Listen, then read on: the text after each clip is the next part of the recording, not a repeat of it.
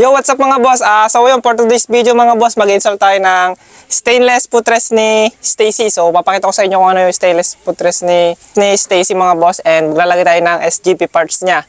So yung SGP parts natin is medyo pricey din, and ito papakita ko sa inyo.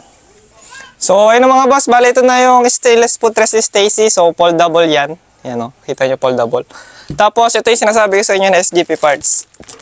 And hindi ito plug and play sa ano natin, sa footrest natin. Mag-conversion tayo para magkasya sa dito. And ito yung bolts na gagamitin natin. Yan, CNC bolts na pang footrest talaga. Para dito yan. So ayan, kaya binenta ko yung shifter ko kasi ito nga, nag-upgrade tayo ng stainless footrest. So napakamahal nitong stainless footrest na to compare dun sa stock natin. Kasi nga gawa to sa stainless. So kung gusto nyo mag-order mga boss, ilalagay ko dyan sa comment section yung Facebook page nung or Facebook account nung pinagbilihan ko nito. So ayun, message nyo na lang siya. Tapos itong SGP natin, so ito papakita ko sa inyo itong Pillion footrest ASI. Yan o, diba? Napakaganda mga boss. Ito yung tinatawag nila na Hayete footrest. Ayan o, ito yung alloy. Yan. Tapos yung iba, pinapalitan nila ng handlat bolts to para mas ma-diin. So ito, i-convert natin siya dito. Bali, ganito yung magiging itsura niya dyan. Yan. Bali, magiging ganyan itsura niya. Tapos, natutupi-tupi yan. Nagaganyan-ganyan. Yan. So, umpisa na natin mag-convert mga boss. And ito pala yung itsura niya. Buo. Kita nyo, napakalinis ng pagkakagawa. Yan. Kita nyo, para siyang Thailand made. Pero Filipino made to mga boss. Tapos SGP na Pillion footrest. So update kay Stacy, ito na siya ngayon. Yan. So wala na siyang flat seat. So abangan nyo yung flat seat natin, magpapalit tayo ng flat seat. So nabenta na natin yan. Shoutout kay boss, kay Nobert. Nakuha niya yung flat seat natin from Cebu. So shoutout sa'yo boss. Tapos ito pala yung footrest natin na stock. So pinutol ko kasi para magkaroon ng engine guard yung makina natin. Tapos tatanggalin na natin ito. Hindi ko na maipapakita sa inyo na tatanggalin ito mga boss. Kasi masyado komplikado. Tapos mga boss, abangan nyo yung pagkabit natin ng alloy parts ni Stacy, gear pedal, kickstart, tsaka yung stainless na brake pedal ni Stacy mga boss. So SGP din yun yung brake pedal ko. Abangan nyo sa susunod ko na vlog. I-next ko dito. And umpisa na natin yung pag-install mga boss. So ayun mga boss, yung i-convert natin dito is ito. Yan. Bali ganyan magiging itsura niya nga, diba? And makikita nyo yung butas. Hindi siya masyadong sakto.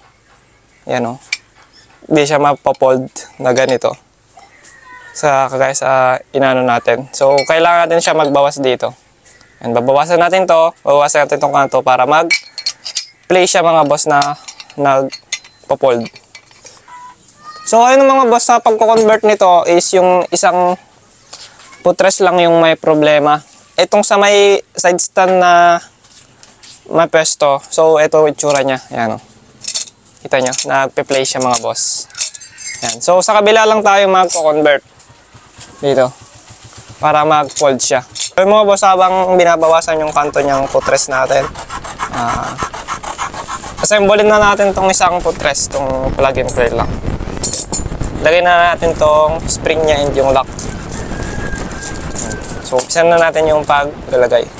So ayun, si tito ko yung nagtatabas ng footrest. Shoutout sa'yo. Sa'yo tito. Yan. So, umpisa na natin tong footrest natin na isa. So, very basic lang naman maglagay ng ganito. Ito, kailangan natin to.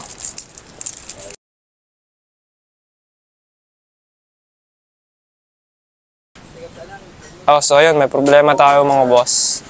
Yan, kita nyo yung butas. Hindi siya tumapat. Dahil sa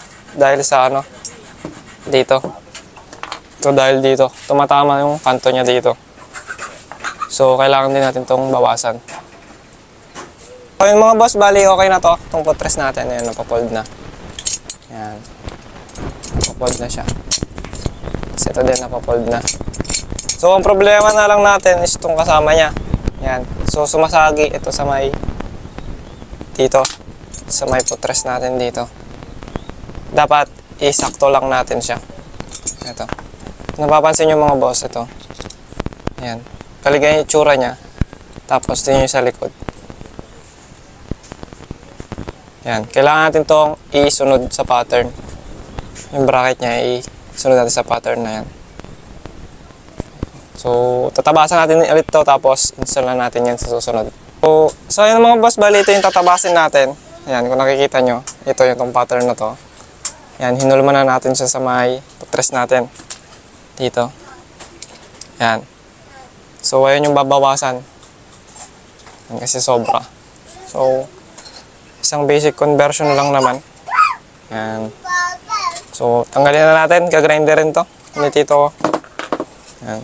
So, i-grind niya. Yan. Yan.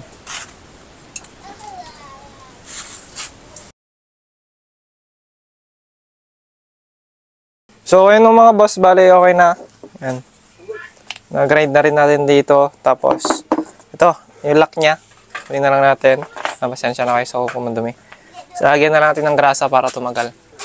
So, install na natin mga boss. Itong footrest niya na foldable. So, baklasin na natin nasa stock. Tanggalin na natin yung nasa ilalim niya, yung footrest niya. So, magkakalang muna tayo dito para ma-access natin sa ilalim. Ito na yung ano natin, yung foldable natin mga boss. Install na natin to. So, ayan mga boss, bali, ito na install na natin siya. And pininturahan na rin natin ng black para mas malinis tignan, para hindi makita yung mga pinagputulan. So, ganito yung magiging itsura ni, yan o. Diba? Apakaganda mga boss, tas napopold yan. So, lagyan na natin siya ng ano dito, grasa, tapos yung spring niya. Tapos, install na rin natin.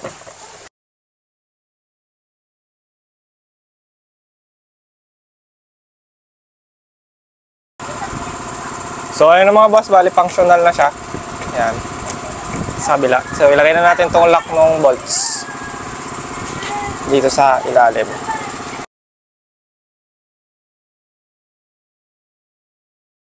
And abangan nyo mga boss, maglalagay tayo ng alloy kickstart natin, alloy gear pedal, tapos stainless na brake pedal naman.